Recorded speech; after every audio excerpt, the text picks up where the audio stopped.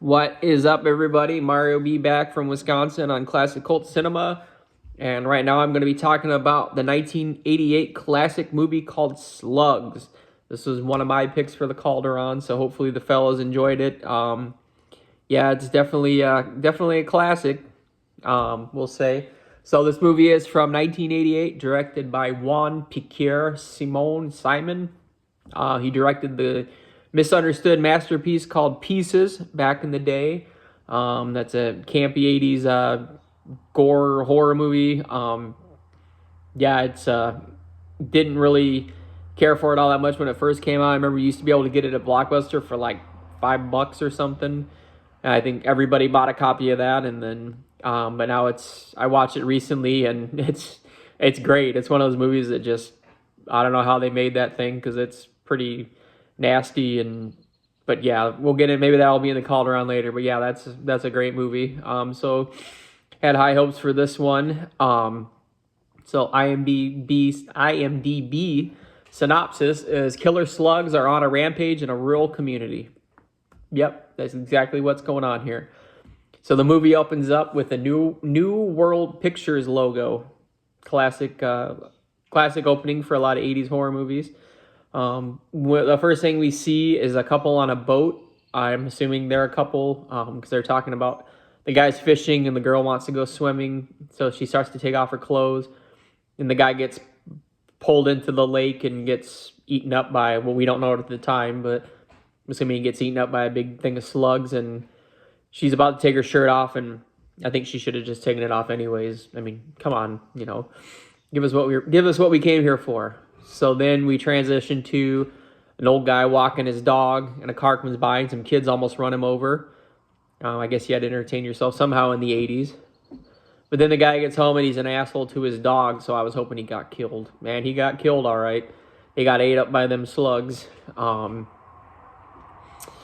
Let's see. Then we go to a bar, restaurant situation, and there's a couples hanging out having dinner and drinks, and a tray of Heinekens go by. And I said, nope, those Heinekens are for Shiki.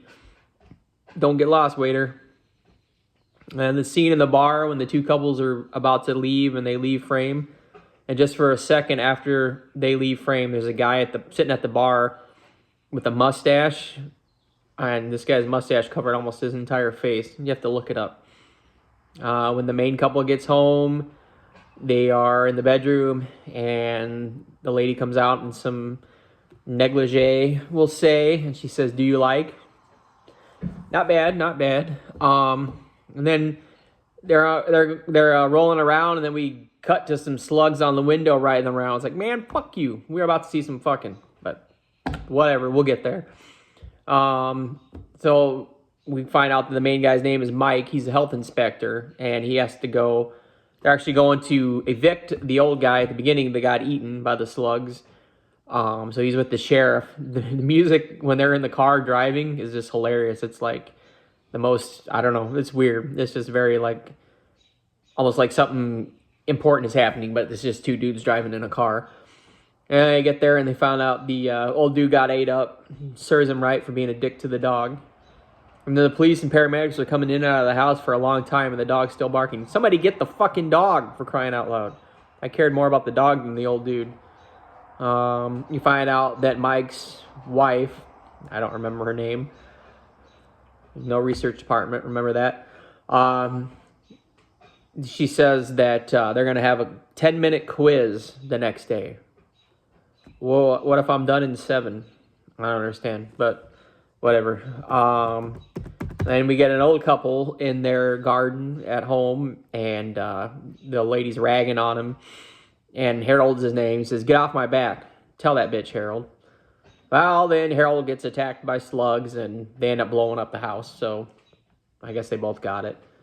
And then later on, David, one of the couple that was with our main couple at the beginning in the restaurant, David and Maureen, they're at home, and it seems like she likes to drink, and she was making a salad for him, and she cut into a head of lettuce, and there was a slug in there apparently, and David isn't feeling well, and she's she's on the couch with him, and she's trying to sweet talk him, and she says, David, I'm sorry for being a bitch most of the time. He says, you're not a bitch, Maureen. She says, I know. The real problem is my drinking. She's a total package, folks, let me tell you. And then we get, there's some shenanigans with these high school kids intermixed in there, too. Some of the kids in the main lady's class that she's teaching. And one of the dudes, I don't know if he's supposed to be in high school or not, but his name's Bobby, you know, typical 80s dude with the long blonde hair, drives a muscle car. He looks like he's in his 30s. He also looks like a Jan Michael Vincent / Michael Walcott knockoff. Look it up. And then him and his lady are going at it, and he grabs a bottle of I think it's supposed to be Jack Daniels. She's like, what are you doing? He's like, I got to recharge my batteries. And then she goes to get off the bed, and of course there's slugs all over the ground, and she gets ate up, and he's trying to get out, and he falls down, and he gets eaten up too. It's like, damn, they're both fucked. That scene was pretty cool. Then they find out Mike and Dawn, who's one of the sanitation guys, they find out that the town was built on a toxic waste dump. No, that'll do it. That's why you got slugs running around. And then Dave, who's been sick, he's doing a business deal with these people. And while he's at the restaurant and they're about to sign the deal, basically his head explodes because he's infested with slugs. So way to ruin that deal, Dave. And then the health inspector and the sheriff, of course, are at the restaurant because they think there's bugs in the food.